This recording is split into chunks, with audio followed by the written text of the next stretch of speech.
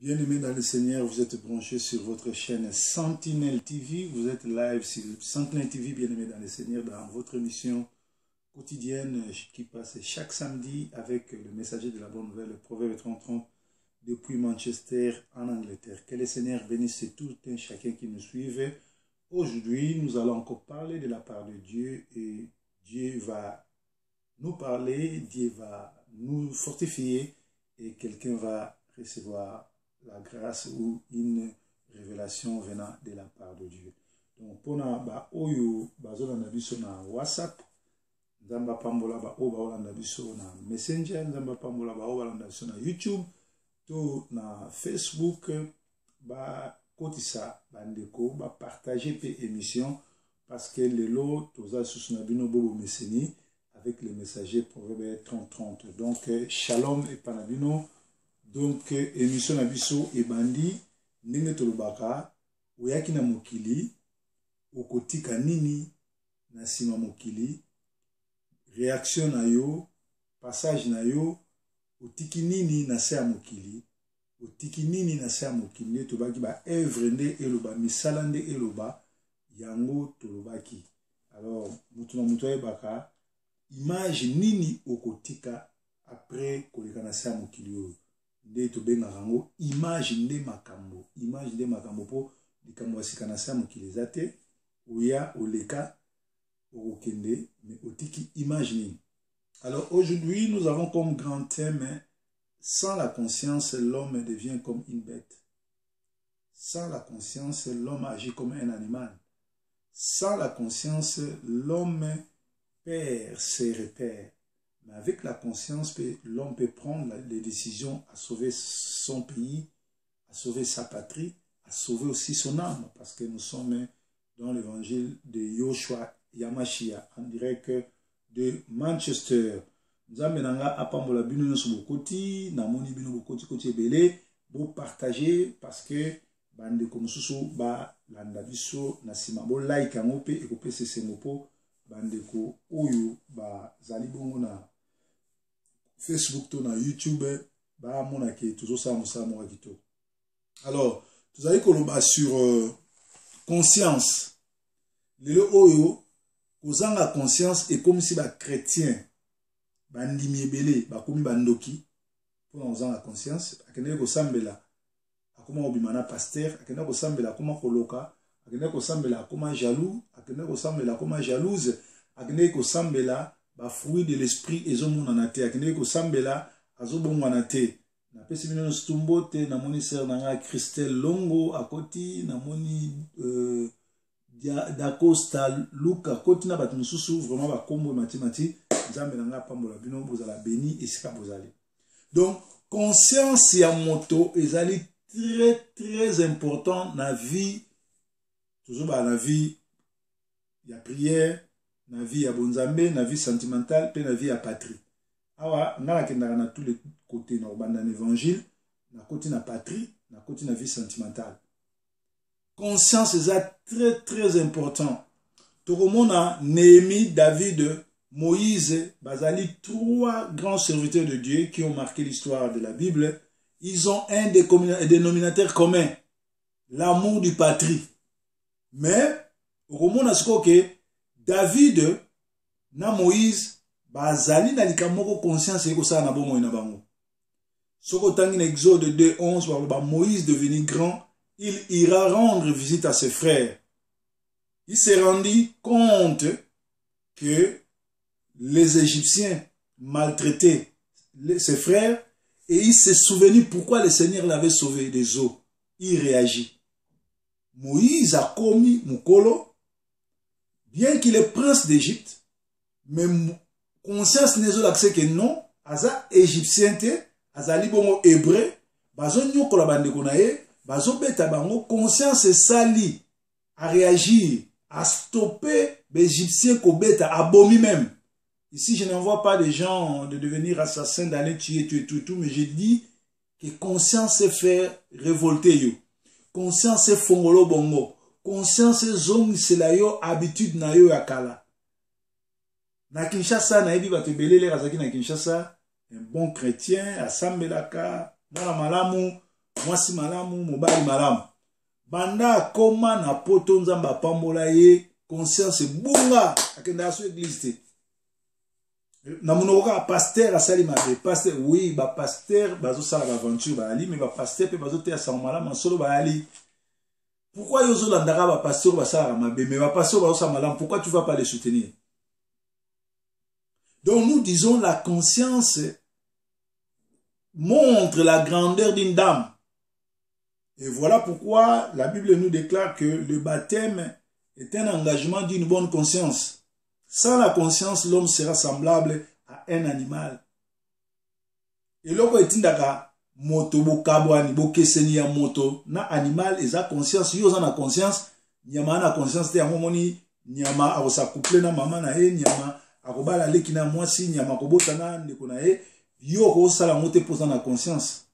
Bien que ba misusu lelo na ba pratique na bango na koluka succès à monde bokonzi ya mikolo yo ba koti na ba kisi ba komi kobota na ba mama na bango na ba ndeko na bango na ba sœur na bango biloko ezali abomination en anglais, abomination en français. Donc tolobi que conscience il faut zonga na vie na biso bato. Conscience il faut ça. Soki lelo toke na côté mboka, côté pays. Soki lelo mboka na biso ezali bongo na ba infiltré. Balobi bongo baza ba congolais mais na totali ba liste nyo surtout banda ba état belge ti lelo, il n'a jamais eu na communauté moko bien langue moko parmi ba 450 dialectes enregistrés na Congo ya banya mulenge zakate. Ba Rwandais ba ye ko senga asile pa na biso ba kimi guerre. Ba botoli mboka ba komo boma biso ba bi ba banya mulenge ba koti na armée ba infiltrer biso ba koti ba vrai ba Rwandais ba bomi ba armée na biso ba bomi ba généraux na biso ba lingi ba koma ba ministre ba lingi ba koma ba congolais au vu au sud de tout le monde bino so boyebi que ce sont des criminels oh il faut pas arrêter juger. Mais yo komi kokote la bango. Bamsu ba biba komi ba pourquoi batouana balobi ba congolais mais bazo zonga bazo se détacher na armée oyo zabongo loyaliste ba kei na rébellion kota minembo ba biba protéger ba frères na bango. Qui sont tes frères? Ba touti n'ont jamais été des Congolais. Alors bato conscience zangi bango bazo benga batuti ba frère na biso or batuti bango moko bazo mimona ke ba frère na biso te parce que baza na 12 millions de morts congolais na mutu na bango pe ba yibi ba matière na biso na mboka na bango. Alors yo lobby ozali congolais ozo kumisa ba criminel ozo kumisa ba génocidaire parce que conscience silio soki conscience ezo sala même lelo oyo ba yebisi biso que les Rwandais criminels Kabila azongi na Congo na Kinshasa soki bana ya Matsina bana ya Kingasani bana ya Limete ya Lemba ya Matete ba parlementaire debout ba aki na conscience de lelo oyo bango tu ba kei na Kingakati kotie maboko kokanga eto kotumba Kingakati parce que yende muto abrade ba minere na biso nyonso tu mais lokola conscience ezate bazo somba ba artiste bazo somba ba comédien ba komi ko kumisa mwasi criminel mama di mama bazo benge mama di mama bazo benge mama sungaka bazo sunga bat na mbongo nini na mbongo ya piye mboka na mbongo oyo azo collaborer na bato bazo bomba bandeko na bino no mama mwasi wana aza mwasi akokanga kotia na boloko parce que azali criminel azali génocidaire mais tango conscience ezo sala te na mitu ya bato bazo betela bango maboko. Conscience faut sala. Conscience soke sali oyeba mabe na malamu. Conscience soke sali oyeba bonzambe na mabe. Conscience soke sali okokende ko soutenir ba pasteur alokuta te, oko soutenir ba aventurier te, oko soutenir buzoba te. Conscience nde ezate. Alléluia. Conscience. Alléluia. Tala likambo ya monene oyo David na Exode 2:11 balobi ke qui sa Moïse na Exode 2:11 balobi conscience ne sali abundeli mboka. David tanga zaki mwana muke Goliath ayeko menacer mboka na ye conscience sali a réagir a bomi Goliath. Le même David tango conscience elali tango conscience ezali soute tango komi na distraction akei ko zwa mwasi ya général na ye Uri a couché na ye et a bomi Uri a botoli mwasi ya moninga. Manque ya conscience tozotanga ngo bongo na 1 Samuel na 2 Samuel 11 plutôt. 2 Samuel 11, tobandi na premier verset, ti na souka na tangi la bino. Or, il arriva un an après, lorsque le roi sort à la guerre, que David envoya Joab, et avec lui ses serviteurs et tout Israël, ils détruisèrent les enfants de Ammon et assiégèrent Rabat. Mais David demeura à Jérusalem. Et sur le soir, il arriva que David se leva de dessous de son lit, et comme il se promenait sur la plateforme de l'autel royal, il vit dessus cette plateforme une femme qui se lavait, et cette femme était fort belle à voir. Et David envoya s'informer de cette femme-là. On lui dit, n'est-ce pas la Bathsheba, fille d'Eliam, femme d'Iri, les Étiens? Et David envoya les messagers, on la leva, et étant venu vers lui, il coucha avec elle, car elle était nettoyée de sa suie, puis elle se retourna à sa maison. Et cette femme devient enceinte, elle envoya faire savoir à David, en disant, je suis enceinte. Alors David envoya dire à Joab, envoie-moi Iri les Hétiens, et Joab l'envoya Iri à David. Et Iri vint à lui, et David lui demanda comment se portait Joab, le peuple, et comment il allait à la guerre. Puis David dit à Iri, descends à ta maison et lave tes pieds. Et Iri sortit de la maison du roi et emportant après lui un présent royal. Mais Iri dormit à la porte de la maison du roi avec tous les serviteurs de son seigneur et ne descendit point à sa maison. Et on apportera cela à David. Iri n'est point descendu à sa maison. Et David dit à Iri, ne viens-tu pas des voyages? Pourquoi n'es-tu pas descendu à ta maison? Et il répondit à David, l'arche et Israël et Juda logent sous les tentes. Mais c'est Joab, mon seigneur Joab aussi, et les serviteurs de mon seigneur campent au champ, et moi enterrai-je dans ma maison pour manger, boire et pour coucher avec ma femme. Tu es vivant et ton âme est vif, je ne ferai pas telle chose. Et David dit à Iri, David décida maintenant de tuer Iri, de l'envoyer au front et demander à Joab de le mettre au front pour qu'on tue Iri pour récupérer la femme. Et David voulait donner cet enfant-là à l'enfant qu'il a eu avec Bathsheba, il voulait lui donner à Iri. Iri a refusé. Tala lisolo oyo, David a sali lisumu, David a moni que moi sa komi na zemi, a bengisi Iri na front, a melisi masanga, a tindiki ye kwa kelola na nanda kuna ye, pour a récupérer moi suana, alobake, moi suana pese zemi. Mais Iri a l'obiete, aussi longtemps, Israël est Zobunda. Aussi longtemps, Mokonzi nanga Joab, chef nanga armée à Zobunda, ba collègue nanga bazana guerre, nana kokota nanda kona kinola la tena mwasi nanga. T'as la conscience nenge sali. Mais David, qu'est-ce qu'il fera? A kozwa sikoyo, Iri, a tini lettre, a zongisi na Joab, batia na front, ake kokufa. T'as David o azalaki héros. David o abundaki pona mboka. David o ya betaki Goliath. Tala likolo ya lisumu ya muke. Conscience esilie. Tala ndenga sambwe. Akomi tueur. Akomi criminel. Akomi assassin. David o aboma Goliath. Azwa risque. Néhémie. Soko tangi bongo na Néhémie 1 bandana 1 na 7. A euti étranger. Azomi na mboka, akuti ba miraille ya mboka. Miraille ya mboka eza constitution. Miraille ya Jérusalem eza kobukana. Constitution mboka ba Rwandais ba changer, ba Rwandais ba bebisa, ba Rwandais ba botoli biso mboka, ba tie ba article oyo ezo botola biso mboka, n'importe qui akokoma président na Congo. Alors eloko ni ya salaki. Akomi ba lettre, abondeli, abandi siko ko sala po atonga miraille ya mboka, abongisa constitution. Soki yozo sambela solo, soki yozali mwana ya nzambe solo, soki yozali mwana ya nzambe ya solo, soki conscience na yo ebebi, soki conscience na yo ekiti, ozali moto, il faut luka nzambe, oleli na prière, pe oluki ko rétablir âme na yo, na nzela na losambo. Tala lelo oyo, biso toza d'origine congolaise, toa ba congolais, bana Kinshasa, bana Bandundu, bana Kwilu, bana ya Kasai, bana Lubumbashi, bana Bakongo, bana Maniema, bana Uvira, bana Équateur, bana Kisangani. Mais lelo, qu'est-ce qui se passe?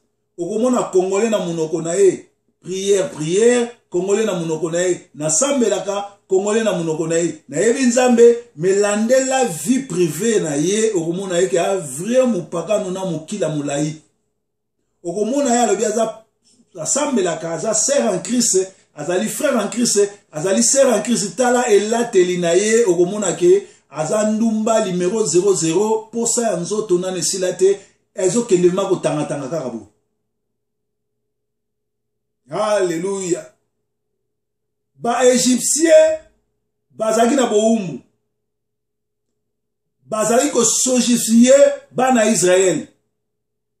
Mais David, Moïse a monné le bandengwana, a réagir à protéger communauté naïe, à protéger peuple naïe. Lelo ennemi à Congolais, et à Congolais yemoko. Lelo ennemi à Congolais, et à Congolais yemoko. Congolais a commis tribaliste. Attendez qu'on a zo salamabe, moya telemela ezate, alobi azande qu'on a biso. Kolo Yesu na Jean 14d alobi, na kei ko bongisela bino esika, na lola esika, papa nanga azali poboya. Donc Kolo Yesu, Yoshua Mashia, ake na lola ko bongisela esika, pona bato yo conscience ezo sala. Bato yo baboyi masumu. Bato baboyi lo yenge, bato bazali correct, ne ba ke lola. Eza te pona bato oyo, bazo sambela po bazwa mikanda, parce que na bakati ya l'église toza na deux problèmes. Eza na bato ba ko sambela po ba ke lola ba amuke, mais eza na bato belé bazana na souci ba bien matériel.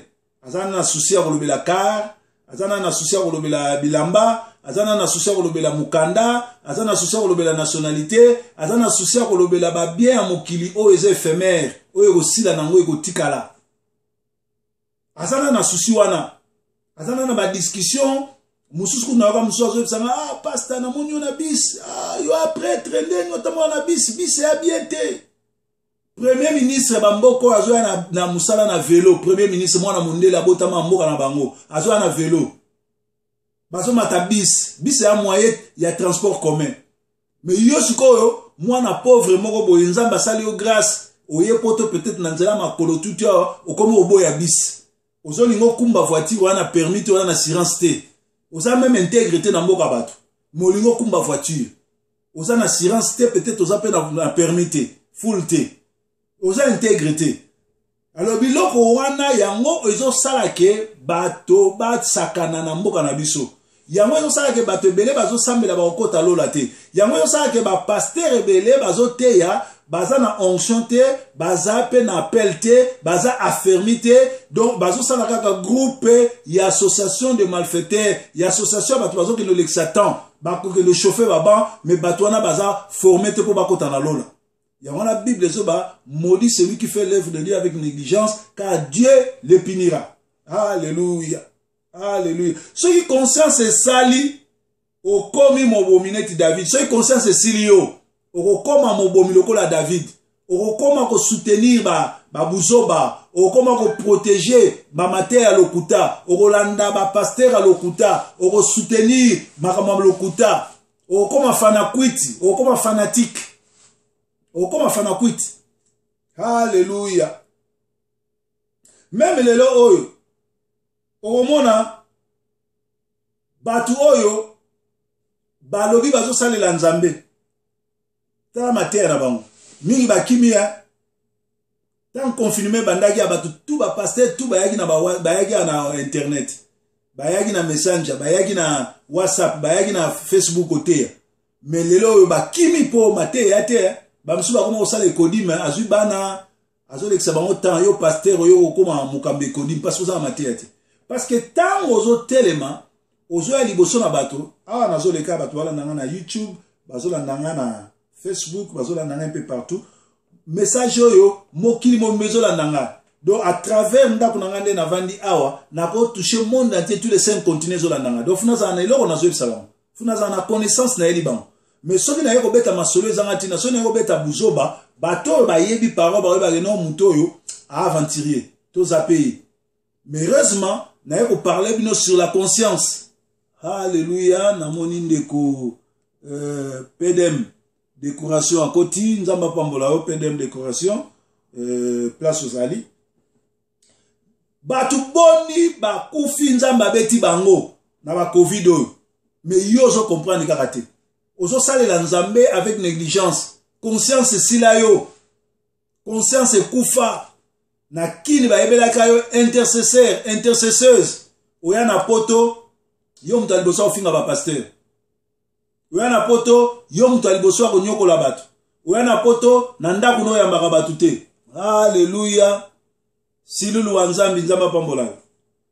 Oza mwana na nzambe, oza na comportement ya mabe. Conscience kufa yo. Zimele zéro. Tango ozaki na Kinshasa, ozaki kosambela nzambe, ozaki kokaba ba veuve ba orphelin, ozo supporter bango. Me bando ya poto okoma mutu aventure. Okoma mutu aloyenge, okoma saper ya kimukolo. Saper ya kimukolo ya passe. Alléluia. Donc tozo lobe la circonstance, conscience ezali eloko oyo ezola ki sa grandeur ya âme ya mutu. C'est pas n'importe qui à cause na conscience ya malamu. Poza na conscience ya malamu, il faut molimo na nzambe na kati na yo elonga yo. Tala, leto zakaba na mike. Ata leto zakaba na mike te lelo oyo. Soko lingo yibe loko. Ezalaka na bavwa mibale na sa motema oyebisa yo. Neto oke na nzela, bozo sala, muninga na yo akwesi portable. Lelo bato bakoma olokota ba portable même l'église. Et pourtant soko moni portable l'église, faut pas c'est pas pasteur ou bien pas bakambi, ba luka mutu akwesi portable. Bon moment na un frère akuta ina portable muninga ko l'église, alors aliboso akoluka kangango po elelate, ya mibale atie na poche. C'est du vol. Alors, tant que vous avez yiba nete loko loko portable, esprit ya nzambe bano yebisa yo yoza mwana na nzambe okoyiko yibe loko te luka mukona. Esprit ya sate ba yebisa loko tango di yakwe isi, loko tango yibite, okotinde la serre na kina na ngoposa okoteka ngo bona boy. Wana esprit ya Satan ezobundana esprit ya nzambe. Siko esprit ya nzambe bano yebisa kaka ke kozwa ngote zongisa kozwa ngote zongisa soki conscience na yo elongi yo, c'est-à-dire esprit ya nzambe ozo tindiko zongisa ekotindika yo ozwa portable oluka mukona. C'est ça conscience sali. Mais soki kiboyanke sali ke non mutu akwesa yango okoteka ngo okotinda ona kin okotindela okuza na yo oyibi na yo te, alors oza sous na conscience te comme criminel lokola David. David étant conscience de ça là, a beta Goliath, a bundana Goliath, a longi saba na Israël pour azwa ki réaction. Mais tant que conscience est liée, a comme ko basi abato. A lingi meme ko zwa mwana apesa ye pa mobali mususu, a kose la mobali batuzemi. Le mobali wana boy atindike na front. David le roi a commis assassin. Combien de bato ba commis ba assassin lelo likolo ya kolula mwasi ya bato, likolo ya kolula eloko ya bato, likolo ya kolula position ya bato, likolo ya kolula mobali ya bato, likolo ya kolula mwana bato, likolo ya kolula promotion ya moninga zui. Osambelaka moza na keto, osambelaka moza na jalousie, osambelaka moza na témoignage mabe na baninga, osambelaka mokabaka te. Oyebi ko assister bato te. Muto soka kufi na communauté, otiaka cotisation te, oyaka pete. Yo yaka kaka bandekoneza ba obo sambelaka na bango. Vraie église ezali 4 murs te, église aliboso eza communauté na bino. Bien que église a soleza motema na yo.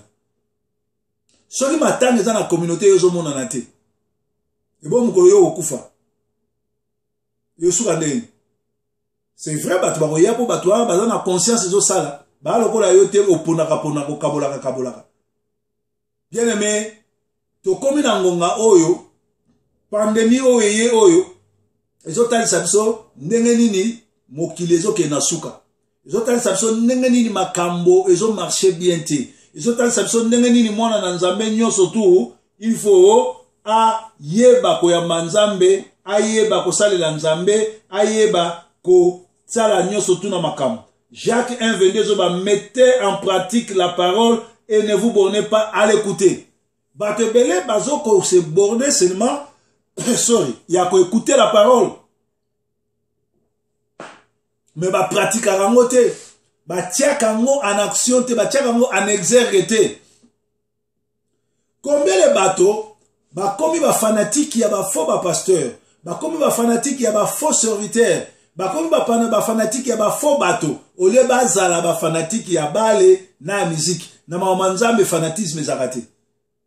Fanatisme, eza na mabale na musique. Mamanzambe ozali disciple ya Yoshua Mashia. Ozoluka okota na bokonzi na likolo. Ozoluka okende esika oyo ba prometa biso kolo Yesu ya Mashia akeko bongisa bisika tovana. Ana sa mokili to ya ba passager. Tozana biso pour peu de temps. Peu de temps. Peu de temps. Peut-être au revivre 80 ans sur aux robistes. Sur aux moins robistes, revivre même pas 50 ans. Biso to kokisi déjà ba 50 ans to komi ko kende ko mata, to komi sanzambe parce que Nzambazo batela biso. Est-ce que baleki yo bazo ya ba kokisa 50 ans? Est-ce bano na lira mikolo yo na comportement na kinumba posa kinumba za na nzoto na bino posa nzoto bozo tambola nango? Est-ce boko kokisa ba age biso to komi nango? Mutu asambela kame azana respecte pona mikolo. Mutu asambela kame ayebi kolata te. Azolata donc différence ezate na mwasa ndumba na yo mutolobi osambela. Bozwa lelo bayembi ya nzambe, soit disant nzambe, botala ba clip na bango, botala ba album na bango, botala ndenge balati, botala. Même basi ya ba musulman, bazolata koleka bato balobi baza bato bayebi nzambe, bato basambelaka, bato ba okena lolo. Bien aimé, conscience soki esili yo osambwe. Na kopesa bato conseil Bolanda, nani Néhémie se soucie dans son pays. Les murailles tombées. Les murailles, c'est la constitution. Premièrement, avant de mabelele rayoki ke constitution amboka na bango ebukani. Yami bale aleli, yami sato abandi kokutana na bakonzi pour ayeba ndenge ni ko reconstruire constitution amboka. Yoza congolais ozoka ke bazoboma na est, ozoka ke bazoboma na Kinshasa, ozoka ke la criminalité comme partout. Yo le bietali yote. Criminalité comme partout. Bazoboma na Congo, yo le biozano na potoza fwa kumputu etali yote. Alléluia. Ce qui conscience est si au komi mobomi, au communauté David, au communauté Kanambe, au communauté ba pasteur nyo surtout à lokuta, oyo bazanga molimo nzambe. Yango wana ndeko na ngai nazo senga na yo nazo bek yo nde bangile balobaka ekozala malamu ozala na conscience lokola Néhémie ekozala malamu ozala na conscience lokola Moïse le conscience ezo sala amone ke wana bazaba ndeko na nga bazo beta bango bazo boma bango Moïse atelemaki a défendre bandeko na ye bana Congo ba take biso na mboka Néhémie bakoti na mboka na biso bayibi nationalité na biso bazo boma biso po babotola mabele na biso yo croiser les bras olbi osambela. Mais yeba mukolo oyo bazo kende koboma Yoshua Mashia Yesu Kristo. Tanga la Bible no bien Pierre akina mbeli azui akati Marcus Litoi. Yoshua Yesu aye abotoli Pierre mbeli alobi te bwaka mbeli abizwa mbeli zongisa na poche azwi litoi azongisi parce que soki litoi wana ba romain la police ya Rome ba yeko kutango ekatanaki mbe Pierre babomaki ye kola Yoshua Mashia azangi na posa Pierre pour ozala successeur yende azala mokambi église il fallait pas kufa à protéger mais nkolo Yesu atikali jamais koyemisa Pierre bwaka mbeli alobi zwa mbeli na yo zongisa na poche. C'est-à-dire, au ressale la mot sous mbala sima mesiko yote. Pourquoi yozo linga ko défendre mboka na yote? Nzambe ni yozo sambela. Bana Israël babunda. Ba Américain babunda kana loboko mobali azana Bible na loboko mwase ana lobunduki. Pona protéger mboka na ye. Siko yozali mwana nzambe ndenge nini? Ozali mo Kristo ya ndenge nini? Ozali mo sambele ya ndenge nini? Makambo zole kana mboka na yo conscience zimelo futi etali yote. okota na bar omeliti olangwe osambela même pas pour na pays osoutenaka même pas pour na pays ozo protéger ba étranger ozo soutenir ba criminel oyo ba yeko boma na mboka na yo ko kumisa bango ko publier biloko na bango na Facebook ko tala biloko na bango olio ozala na souci ya mboka na yo batu bazo kufa na Bunia batu bazo kufa na nini na Bukavu batu bazo kufa na Boma batu bazo kufa ba kote na kuna nyoso yo etali yo te oza Congolais ndeni oza mwana na Nzambe ndeni conscience fwe sala conscience fwe zonga futo bunda pona mboka na biso futo sambela Nzambe atinda bakonzi oyo bakokota na complot na ba criminel ba Rwandais te ba génocidaire te mais oyo bakoya ba bengani ba Rwandais nyonso baza na kati armée na biso toyebi bango rapport mapping elobike ba infiltra biso bakota bakoma ba Banyamulenge na Congo Banyamulenge azalaka te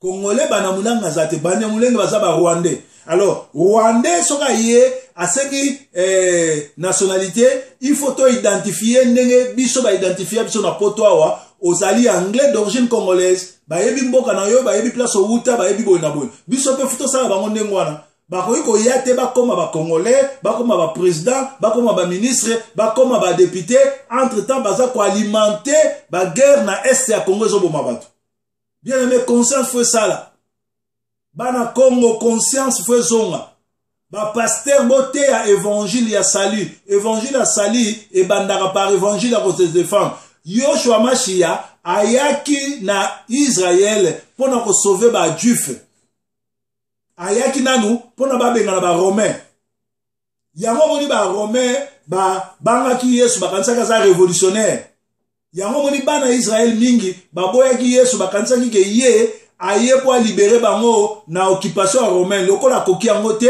ya zo election na molimo biso to boyima na molimo to lingi nanu a résoudre problème ya occupation oyo na se o ba romain bazo nyokola biso haleluya nzamba pambolo ser nanga Nathalie Kasongo mama Hélène na Paris nzamba pambola bino shalom bino nyonso bokoti ba nsilulu banani batutu bo partager émission ça va bien conscience c'est ça très important de konanga na uté sabino toi sorte à bateau. Tozana Moïse, tozana David, tozabongo na Néhémie. Ou bien tobani tozana Moïse, tozana Néhémie, tozana David. Bango nyo surtout bazana dénominateur commun, l'amour du patrie. Mais l'homme qui trahit bango manque à conscience. Na thème na biso pona ba o ba ko région de biso, tozobe la manque à conscience et ko tinda yo moto okoma ko raisonner ko sala makambo lokola nyama. Parce que différence ya moto na nyama eza conscience. Nyama na conscience te yango mama na mwana bazo bota. Nyama na conscience te yango leki na kulutu bazo bota. Mais to moni pe bato lelo basimbi bakisi bakoti na kati ya ba maison bakomi ko bota na bandeko na bango bakomi ko bota na ba mama na bango po bazo akimbongo bazo succès mais éphémère ko umela te. Vrai succès ezali kozala kati na Yesu Kristo. Kozala kati na bon